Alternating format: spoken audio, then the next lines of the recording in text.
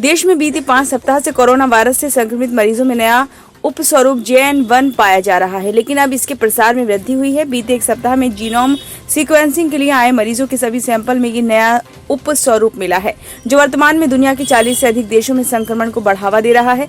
साथ ही देश के 11 राज्यों में कोरोना बढ़ रहा है। भारत के जीनोमिक्स कंसोर्टियम यानी इंसोकॉग ने केंद्रीय स्वास्थ्य मंत्रालय को सौंपी रिपोर्ट में बताया कि पिछले महीने नवंबर में जीनोम सीक्वेंस के दौरान देश के पहले 4 JN.1 संक्रमित मामले सामने आए, लेकिन इस महीने 17 मरीजों में ये स्वरूप पाया गया। कुल 8 सैंपल की जीनोम सीक्वेंसिंग में सभी JN.1 से संक्रमित मिले, जबकि इससे पहले के सप्ताह में 20% और 50% सैंपल में ये पाया गया। नई दिल्ली स्थित भारतीय आयुर्विज्ञान अनुसंधान परिषद के पूर्व संक्रामक विभागाध्यक्ष डॉक्टर समीरन पांड्या का कहना है कि JN.1 उपस्वरूप की R वैल्यू ओमिक्रॉन से ज्यादा देखी जा रही है। इसका मतलब है कि एक से दूसरे या फिर तीसरे व्यक्ति तक संक्रमण प्रसार की क्षमता अधिक है, लेकिन गंभीरता के मामले में ये उतना ताकतवर नहीं है जितना बीते वर्षों में था। वहीं इंडियन मेडिकल एसोसिएशन की कोविड टास्क फोर्स के सह अध्यक्ष डॉक्टर संजीव जयदेवन ने बताया कि JN.1 उपस्वरूप को लेकर कई चिकित्सा अध्ययन सामने आए हैं, जिनसे जाहिर है कि बहुत अधिक गंभीर स्वरूप नहीं है, लेकिन ये तेजी से लोगों को अपनी चपेट में जरूर ले सकता है।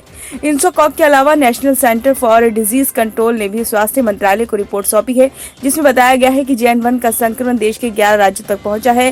केरल, कर्नाटक, तमिलनाडु और महाराष्ट्र के अलावा गोवा, पुडुचेरी, गुजरात, तेलंगाना, पंजाब, दिल्ली और राजस्थान में भी कोरोना संक्रमित मरीज सामने आए हैं, जिनके सैंपल की जीनोम सीक्वेंसिंग रिपोर्ट आने का इंतजार है।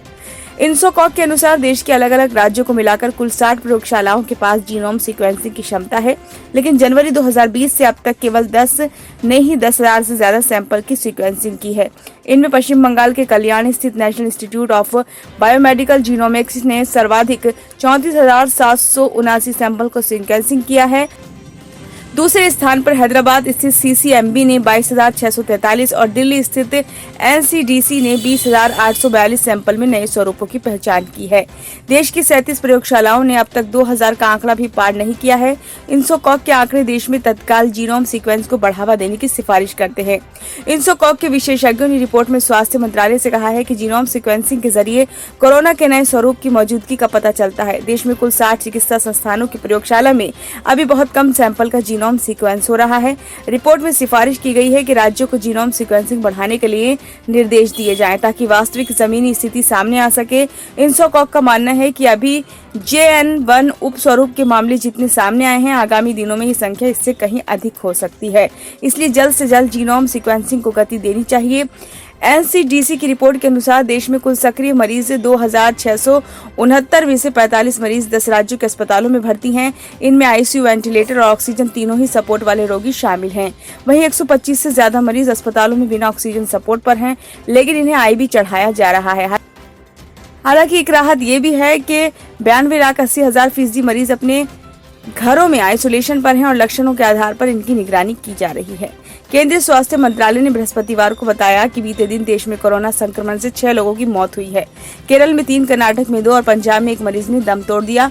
वहीं बीते दिन 358 लोग कोरोना संक्रमित मिले हैं, जिसके चलते सक्रिय यानी उपचाराधीन मरीजों की संख्या 2,305 से बढ़कर 2,669 तक पहुंच गई है।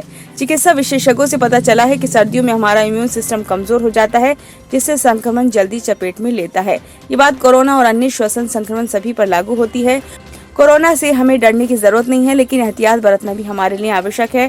ब्यूरो रिपोर्ट, नई दिल्ली।